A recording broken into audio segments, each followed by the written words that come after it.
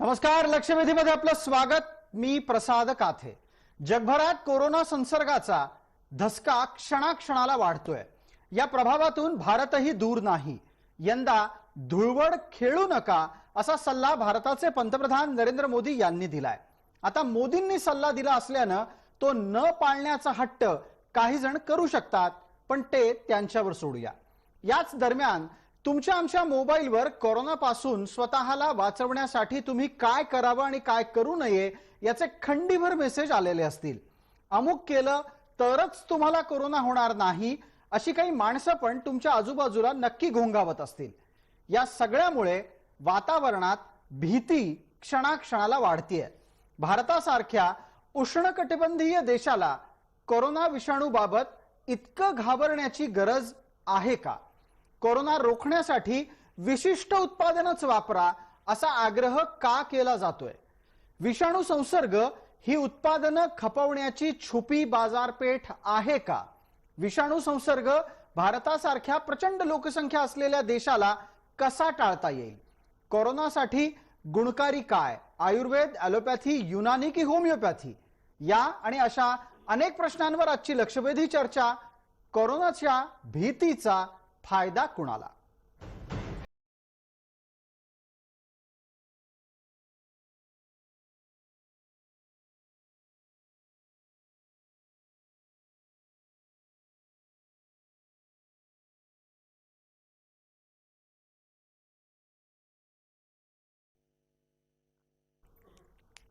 नमस्कार. या चर्चेमध्ये आपल्याबरोबर सहभागी होत आहेत विवेक पत्की, उपाध्यक्ष ग्राहक पंचायत, डॉक्टर विक्रांत पाटील, हे पेशानं आयुर्वेदाचार्य आहेत त्यामुळे त्यांना वैद्यही म्हणता येऊ शकतं. डॉक्टर अमोल अन्नदाते हे आरोग्य विश्लेषक आहेत. डॉक्टर अविनाश भट्टड मानसोपचार तज्ज्ञ आहेत आणि महाराष्ट्राचे माजी आरोग्यमंत्री डॉक्टर दीपक सावंत थोड्याच वेळात आपल्यासोबत जोडले जाणार आहेत. आपण या सर्व मान्यवरांचं चर्चेमध्ये स्वागत करतोय. मला पहिला प्रश्न अगदी थेट या क्षणाला मानसोपचार तज्ज्ञ या नात्यानं डॉक्टर अविनाश भट्टड यांना विचारायचं आहे. अविनाश भट्टड, भारताला कोरोनाच्या संसर्गाच्या भीतीचा मास हिस्टेरिया झालाय का? भीतीची सार्वत्रिक लागण सर्वाधिक जास्त झाली आहे का?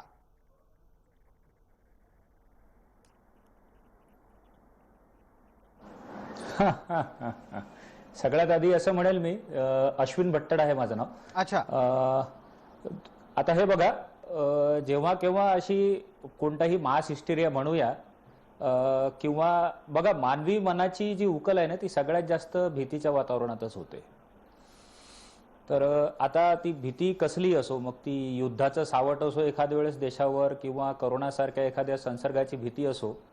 आपण हे भूतकाळातही बघितलं आहे की जेव्हा सार्स हा विषाणू आला होता 2012-13 मध्ये, तेव्हाही अशाच प्रकारचा एक मास हिस्टेरिया आपल्या देशात बघायला मिळाला होता. तुम्हाला इथे मी एक रोचक किस्सा सांगू इच्छितो. आज दुपारी आमचे ओळखीचे डॉक्टर आहेत जे इथे गव्हर्नमेंट सेटअपमध्ये काम करतात. तर त्यांनी मला हा रंजक किस्सा सांगितला की जेवढे तिथं ॲडमिट पेशंट्स आहेत त्यांच्या रिलेटिव्ह लोकांनी आजूबाजूच्या मेडिकल स्टोअरमध्ये आणि जिथे कुठे मास्क मिळतात ते सगळे त्यांनी विकत घेऊन घेतलेत. आणि इवन डॉक्टर लोकांना घालायला लवकर मास्क मिळत नाही आहेत. बरोबर आहे अगदी. तर आतापर्यंत एकही कन्फर्म केस नागपुरात तरी नाही आहे कोरोना व्हायरसची. अगदी बरोबर आहे. आणि डॉक्टर भट्टड, आपण ज्या पद्धतीने नागपूरचा उल्लेख करताय, बऱ्याच ठिकाणी तर केवळ आणि केवळ सांगो वांगी अमुक ठिकाणी आला कोरोनाचा रुग्ण, तमुक ठिकाणी आला कोरोनाचा रुग्ण, अशा नुसत्या आणि नुसत्या बातम्या पसरून लोकांच्या मनात विनाकारण भीती वाढत चाललेली आहे. डॉक्टर अमोल अन्नदाते आपल्या सोबत आहेत.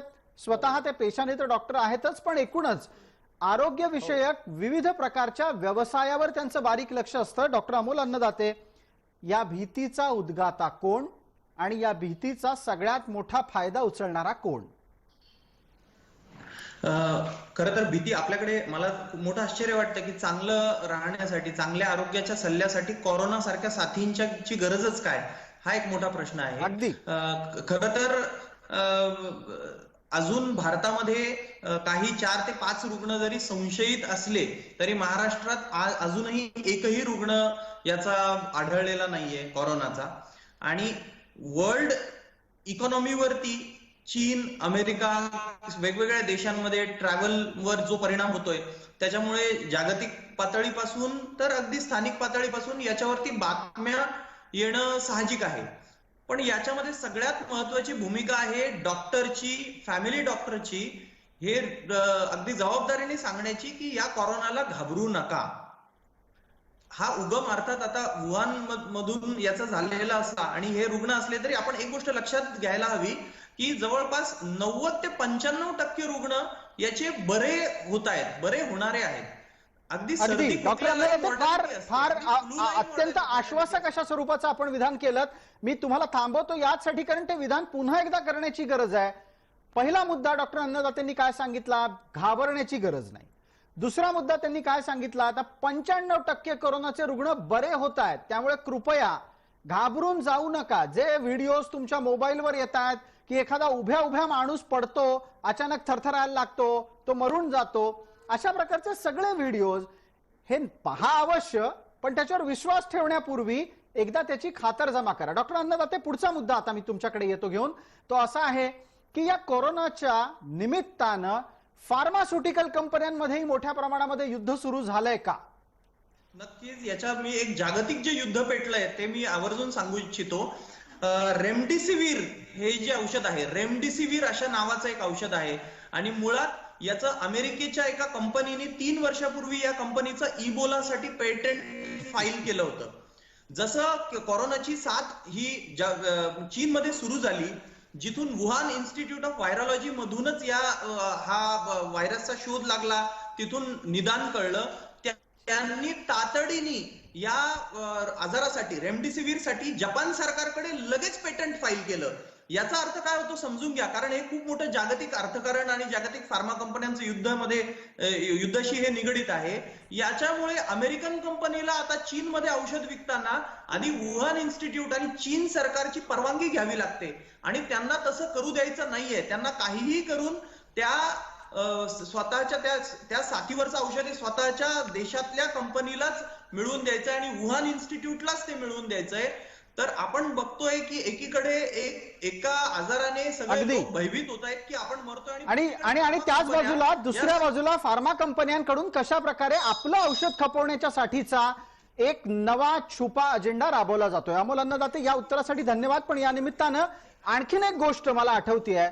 काही वर्षांपूर्वी आपल्या सगळ्यांना आठवत असेल, स्वाईन फ्लूची लागण मोठ्या प्रमाणात होत होती. स्वाईन फ्लू असेल किंवा या फ्लू आडनाव असलेल्या कोणत्याही रोगाच्या लागणीच्या संदर्भात तुम्ही बाजारात गेलात तर काय करा, तुम्हाला टॅमीफ्लूच्या गोळ्या घ्यायला सांगितल्या जातात. आता अत्यंत गंमतशीर भाग असा आहे की या टॅमीफ्लूच्या गोळ्यांचं उत्पादन करणारा कंपनीतला मालक कोण होता, तर तो अमेरिकेतला एक प्रचंड मोठा उद्योगपती होता आणि तो अमेरिकेच्या राष्ट्राध्यक्षपदाच्या निवडणुकीतला उमेदवार सुद्धा राहिलाय. अमोल अन्नदाते, मला वाटतं कदाचित ही गोष्ट तुम्हाला आठवत असेल आणि त्याही वेळेला मोठ्या मोठ्या रांगा लावून आपण मास्क खरेदी करण्याच्यासाठी, तोंडावर लावण्याचे मास्क खरेदी करण्याच्यासाठी हट्टाग्रहानं झपाटलेलो होतो. अमोल अन्नदाते, बरोबर बोलतोय? नक्की. या गोष्टीवर याला मी मास्क हिस्टेरिया असं म्हणेल. जे तुम्ही मास्क हिस्टेरिया म्हणतो त्याला मी मास्क हिस्टेरिया असं म्हणेल. आणि मास्कच्या वापराबद्दल अत्यंत अधिकारवाणीने मी हे सांगू इच्छितो की मास्कचा वापर कोरोनाचं निदान झालेल्या रुग्णाला त्याच्याकडून इतरांना होऊ नये म्हणून करायचा आहे.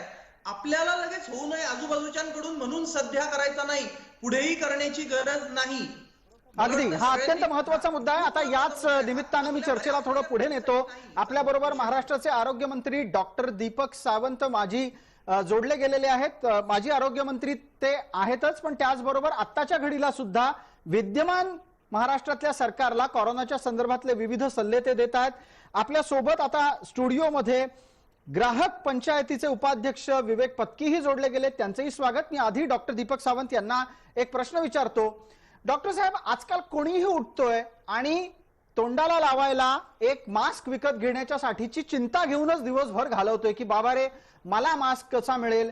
बरं, तो मास्क घेण्याच्यासाठी त्याला N95 नावाचं एक लेबल जोडण्यात आलंय.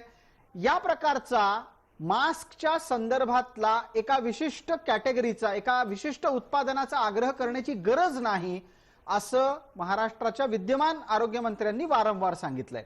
ते असं म्हणतात की एक साधा, स्वच्छ हातरुमाल सुद्धा खोकला आल्यानंतर तोंडासमोर धरायला पुरेसा आहे, तो स्वच्छ असलेला बघा. आता डॉक्टर दीपक सावंत, याच निमित्तानं मला सांगा की मग ह्या मास्कच्या, काळ्या बाजाराच्या, त्याचबरोबर विशिष्ट मास्क खपवण्याच्या साठीचा पण हा प्रचार असू शकतो का? डॉक्टर दीपक सावंत.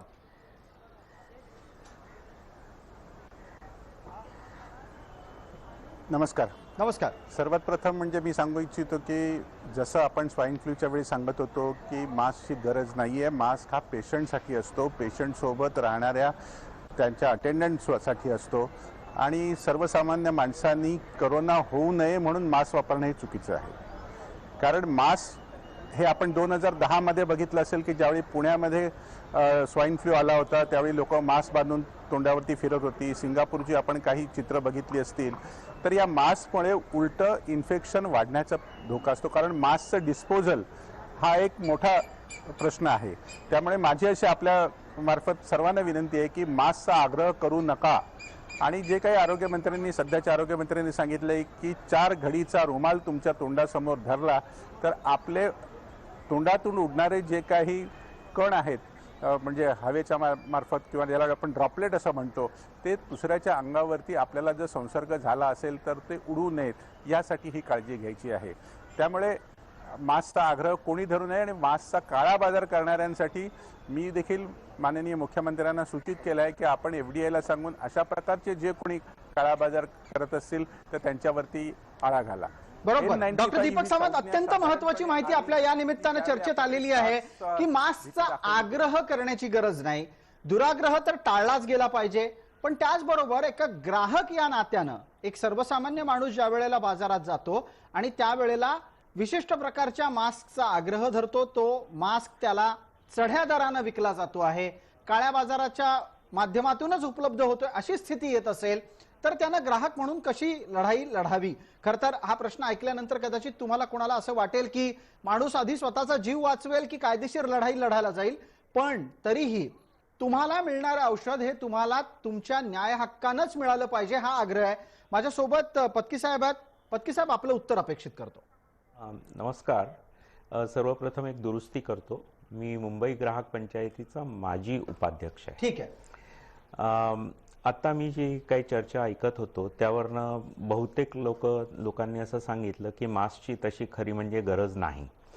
पण मला स्वतःला असं वाटतं की काही विशिष्ट परिस्थितीमध्ये, म्हणजे उदाहरणार्थ एखाद्याला विमानातनं ट्रॅव्हल करायचं असेल किंवा आपल्या लोकल गाड्या आपण बघतो तर त्या लोकल गाड्यांमध्ये देखील भरगच्च गर्दी असते आणि त्यामुळे काही विशिष्ट परिस्थितींमध्ये मास्कची आवश्यकता लागू शकते. नाही, पण आता या गोष्टीकडे डॉक्टर सांगतायत, डॉक्टरच सांगतायत की मास्क हा कधी घालायचा आहे, जर तुम्हाला कोरोना झाला असेल तर. अन्यथा तुम्ही साधा रुमालही वापरू शकता. मी तुम्हाला ग्राहकाच्या नजरेतून एक गोष्ट विचारतोय की मास्क चढ्या भावानं विकले जाणं, मास्कच्या संदर्भातला काळा बाजार होणं, हे रोखण्यासाठी काय करावं? मुळात 2 एजन्सीज आहेत की ज्या याच्या बाबतीत सक्रिय व्हायला पाहिजे आणि सरकारने त्याच्याकडे लक्ष दिलं पाहिजे. उदाहरणार्थ एक एजन्सी म्हणजे मेट्रोलॉजी डिपार्टमेंट, वजनमाप खातं. जी काय MRP लिहिलेली असेल त्याच्यापेक्षा जास्त चढ्या दराने विकणं हा गुन्हा आहे. आणि दुसरं म्हणजे GSTचं डिपार्टमेंट, कारण जेव्हा तुम्ही किंमत एक दाखवता आणि विकता दुसऱ्यानी, तर ह्या 2 लोकांनी मला वाटतं सक्रिय व्हायला पाहिजे. आणि त्याचप्रमाणे आपले जे ड्रग एन्फोर्समेंटची लोक आहेत त्यांनी देखील रॅन्डम चेक्स नकली कस्टमर्स पाठवून केले पाहिजेत असं मला वाटतं. ठीक आहे. आपण कोणी दोषी केमिस्ट आढळेल बरं, त्याला त्याचं लायसन्स रद्द करावं. अगदी ही एक माहिती झाली. आपल्या बरोबर आयुर्वेदाचार्य आहेत डॉक्टर विक्रांत पाटील, त्यांच्याकडे आपण जाऊच. पण तत्पूर्वी मी पटकन एकदा अमोल अन्नदाते यांना चर्चेत सहभागी करून घेतो. तो यासाठी अमोल अन्नदाते, आताच्या घडीला आपण मास्कची चर्चा केली, औषधांचीही चर्चा केली. मला एका गोष्टीचा खुलासा आणखीनच हवा आहे की विशिष्ट उत्पादनं या विषाणू संसर्गाच्या आडून जागतिक पातळीवर खपवण्याच्यासाठी पण काही लॉबी कार्यरत असतात का? नक्कीच. सगळ्यात महत्वाचं याच्यात आहे, अमुक एक मागच्या वेळी स्वाईन फ्लूच्या वेळी हे झालं होतं, अमुक एक साबण आमचा आहे आणि तो वापरला तर हमखास तुमचं कोरोनानी रक्षण होईल, अमुक एक हँडवॉश आहे अमुक एक स्टरलायझर आहे, अमुक एक टॉयलेट पेपर आहे, अगदी इथपर्यंत सुरू आहे. ऑस्ट्रेलियामध्ये टॉयलेट पेपरच्या नावाने ही मार्केटिंग सुरू आहे प्रसादजी. अगदी. तर मला वाटतं काही गरज नाही, अगदी आपलं घरातलं साधं साबण किंवा फार फार तर तुम्ही लिक्विड हँडवॉश वापरला आणि तो कुठल्याही कंपनीचा असू द्या, काही हरकत नाही. फक्त हात धुताना ते नीट धुतले गेले पाहिजे, पूर्ण वरवर नको, अगदी मागच्या तुमच्या मनगटापर्यंत तुम्ही धुवा. कुठल्याही एका उत्पादनाने हे टळू शकेल असं मुळीच नाही. म्हणून या अशा जाहिराती पहिल्या पानावर तुम्हाला दिसायला लागणार आहेत येत्या आठवड्यात, त्याच्यावर मुळीच विश्वास ठेवू नका. अगदी. अमोल अन्नदाते, आपण फार याही संदर्भात महत्वाची माहिती दिलीत. डॉक्टर दीपक सावंत यांच्याकडे एकदा पटकन जाणार आहोत. अत्यंत मर्यादित वेळेसाठी ते आपल्या सोबत आहेत, कारण आता कोरोनाच्या संदर्भातल्या एका आणखीन बैठकीला त्यांना जायचंय. त्यामुळे मी पुढचा प्रश्न खरं तर त्यांना विचारतोय. डॉक्टर दीपक सावंत, आत्ताच्या घडीला तुम्ही कोणतं हँड सॅनिटायझर वापरा याचा प्रचार सुरू झालेला आहे, तुम्ही कशा पद्धतीचे डिस्पोजेबल मास्क वापरा याचा प्रचार सुरू झालाय. हा सगळा निरर्थक आहे. याच्यातून कंपन्यांचं भलं होतंय. कंपन्या मोठ्या प्रमाणामध्ये लोकांच्याकडून खिशातून पैसे काढून घेत आहेत, ही वस्तुस्थिती. आणि त्याही बरोबर तुम्ही एक अत्यंत महत्वाचा मुद्दा सांगितलात की वापरलेल्या वस्तूंचा डिस्पोज ऑफ करण्याचा, म्हणजे त्यांना नष्ट करण्याच्यासाठीचं एक नवं संकट देशांसमोर उभं राहत आहे. मला तुम्हाला विचारायचंय की ज्या प्रगत राष्ट्रांमध्ये, मी अगदी थेट विचारतो, ज्या प्रगत राष्ट्रांमध्ये स्वच्छतेच्या बाबतीत कमालीची काळजी घेतली जाते, त्या प्रगत राष्ट्रांमधल्या विविध प्रकारच्या वैद्यकीय उत्पादनांना खपवण्याच्या साठी विषाणू संसर्गाचा जागतिक प्रचार माध्यमांच्या आडून होतो का?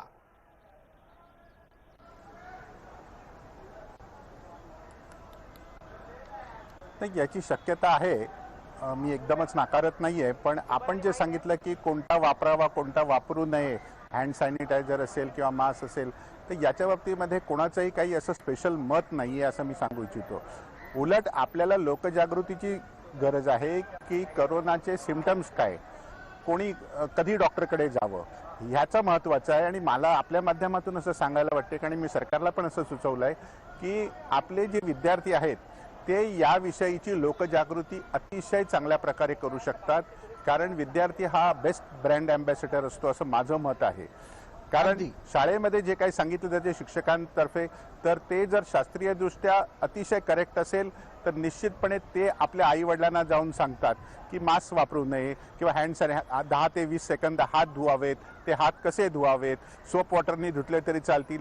ह्या माध्यमातून जर आपण ती माहिती विद्यार्थ्यांपर्यंत पोहोचवली, प्रत्येक शाळातून पोहोचवली, अगदी जिल्हा परिषद शाळा असेल, महानगरपालिकेच्या शाळा असतील किंवा अगदी आपल्या 3 स्टार 5 स्टार शाळा असतील, या सगळ्या शाळांच्या शिक्षकांमार्फत जर ही माहिती पोहोचवली तर मला असं वाटते की हा अफवा किंवा यावरचं जे हीच उत्पादनं वापरा, तेच टॉयलेट पेपर वापरा, हे सगळं काही कमी होईल. अगदी बरोबर आहे. आपण अफवेचा उल्लेख केला. एक आणखीन अफवा फार वेगानं पसरलेली आहे, ती म्हणजे जर समजा कुणी चिकन खाल्लं तर त्याला कोरोना व्हायरस होऊ शकतो. माझ्या आपल्या पॅनलवर या क्षणाला आता मानसोपचार तज्ञ म्हणून डॉक्टर अश्विन भट्टड आहेत. त्यांना मी हा प्रश्न विचारतो. विक्रांतजी, आपल्यापर्यंत मी येतोय. यानंतरचा पुढचा प्रश्न नक्की विक्रांत पाटील यांनाच असणार आहे. आता अश्विन भट्टड यांना विचारतो. अश्विन भट्टड, चिकनच्या संदर्भातली अफवा तर एवढी भयानक परिस्थितीने पसरली आहे की चिकन उत्पादकांचं हजारो कोटीचं नुकसान तर झालंच आहे, पण 25 ते 30 रुपये किलोनी चिकन मिळायला लागलेलं आहे. अशा प्रकारची अफवा पसरवून त्या बाजारातल्या सुद्धा कोणा ना कोणाचा तरी काहीतरी हेतू असतो. म्हणजे उदाहरणार्थ चिकनच्या मार्केटला दाबा आणि त्याच्याऐवजी बकऱ्याच्या मटणाचं मार्केट वाढवा, अंड्यांचं मार्केट वाढवा, अशा प्रकारच्या व्यावसायिक खेळी पण यामागे असतात का?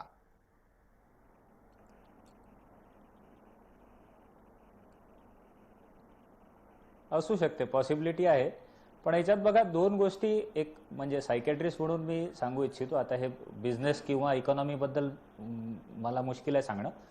एक दोन गोष्टी याच्यात असतात बघा, की काही लोक असतात की जे ह्या परिस्थितींचा फायदा उधळण्याची कोशिश करतात, हे मात्र नक्की. आणि काही लोक असे असतात की जे खरंच त्या गोष्टींमध्ये एवढा विश्वास करतात की त्यांना वाटते खरंच असं काहीतरी करल्याने होईल. जसं उदाहरणार्थ काही लोकांना वाटेल की बा अमुक एक प्रकारचं एक उत्पादन वापरलं तर हे प्रकार एकदम कमी होणार. एक उदाहरण सांगायचं झालं तर आपल्या देशात बघा की आतापर्यंत दात मजबूत होतील, दातात कधी कीड नाही बसणार म्हणून अमुकच टूथपेस्ट वापरा किंवा गोरं होण्यासाठी अमुकच एक क्रीम वापरा. तरी एक जनरल ह्युमन सायकोलॉजी आहे बघा, की जेव्हा कोणाला आश्वस्त केलं जातं की बा हा प्रकार केल्याने फायदा होईल आपला किंवा हा प्रकार केल्याने येणारं संकट टळेल, तर इन जनरल लोक त्याला फॉलो करण्याची कोशिश करतात. अगदी अगदी बरोबर आहे. आता मी आपल्या सोबत आयुर्वेदाचार्य विक्रांत पाटील आहेत, आणि त्यांना या प्रश्न विचारतोय. प्रवृत्तीचा विक्रांत काही लोकं पाटील, माझा पुढचा व्यावसायिक प्रश्न फायदा आपल्याला हाच आहे की खाद्यपदार्थांच्या आडून कोरोनाच्या संसर्गाची एक प्रकारे नकारात्मक प्रचार मोहीम राबवली जाते. तुमच्या लेखी कुठला असा खाद्यपदार्थ आहे की तो खाल्ला की कोरोना होतो आणि कुठला असा खाद्यपदार्थ आहे की तो खाल्ला की कोरोना पळून जातो?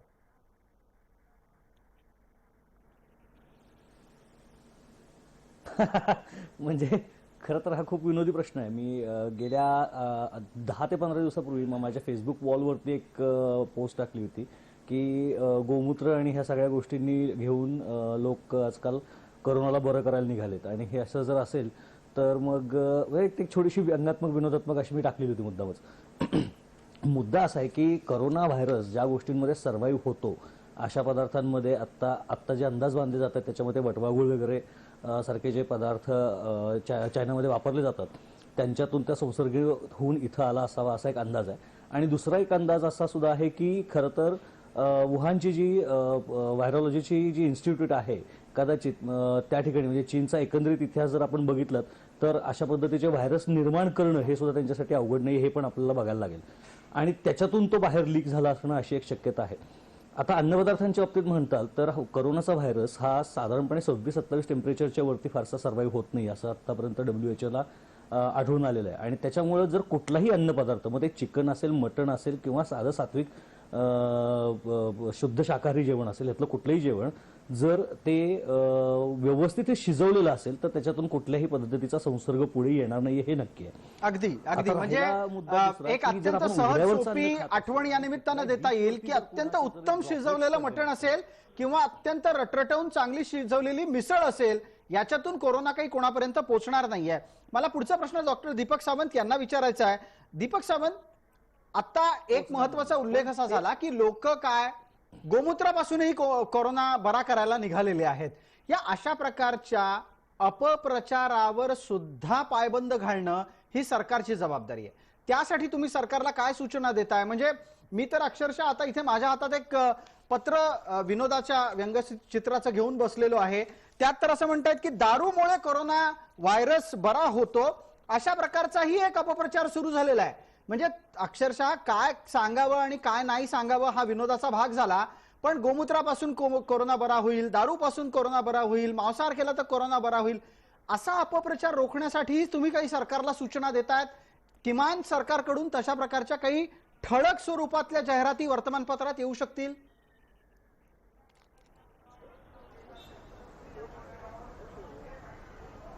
निश्चितपणे सरकारने आता जाहिराती प्लॅन केलेल्या आहेत आणि त्या निश्चितपणे पेपरमध्ये येतील की अशा प्रकारच्या अफवांवरती विश्वास ठेवू नका आणि आपण सरळ डॉक्टरांकडे जा, डॉक्टरांचा सल्ला घ्या आणि डॉक्टर जे सांगतील त्याचाच वापर करावा, अशा प्रकारच्या सूचना राज्य शासनाने दिल्या आहेत. त्याचबरोबर मी एक आपल्यामार्फत सगळ्यांना सांगू इच्छितो की any calamity should not be taken as a opportunity. मग तो बिझनेस असून देत का आणखीन आपलं उखळ पांढरं करण्याचा कोणीही या करोना व्हायरसचा वापर करू नये आणि हे इनह्युमन आहे असं मी सरळ सरळ सांगेन. आता करोना आलेला आहे ही गोष्ट बरोबर आहे, भारतात किती आलाय काय आलाय ह्या सगळ्या गोष्टी जरी महत्त्वाच्या असल्या तरी पण ही एक कॅलॅमिटी देशावरती नाही जगावरती आलेली आहे. त्यामुळे याच्यामुळे कुठल्याही प्रकारचं कोणीही त्याची अपॉर्च्युनिटीमध्ये त्याचं रूपांतर करू नये, आपला बिझनेस वाढवू नये, आपल्याला त्याचा फायदा कसा होईल याच्याकडे पाहू नये असं मी आवर्जून आपल्यामार्फत सर्वांना आवाहन करतो. अगदी. डॉक्टर दीपक सावंत, आणखीन एक महत्वाचा मुद्दा मी तुम्हाला विचारू इच्छितो तो असा आहे की साधारण एक 27-28 तापमानाच्या पेक्षा जास्त तापमानामध्ये कोरोना जगत नाही, कोरोनाचे विषाणू जगू शकत नाहीत. येत्या काही दिवसातच आपण सर्वजण होळी पेटवू आणि त्याच्यानंतर धुळवड खेळू. आपल्याला माहिती आहे की ज्या दिवशी होळी पेटते त्याच आसपास आपल्याकडे तापमान वाढायला सुरुवात होते आणि बऱ्यापैकी तापमान असतं. साधारण ज्या काळामध्ये धुळवड खेळली जाते त्या काळात दिवसभरात कडकडीत उन्हामध्ये 32 टेम्परेचरच्या जवळपास तापमान असतं. मग असं असताना सुद्धा धुळवड खेळू नका हा सल्ला का दिला जातोय?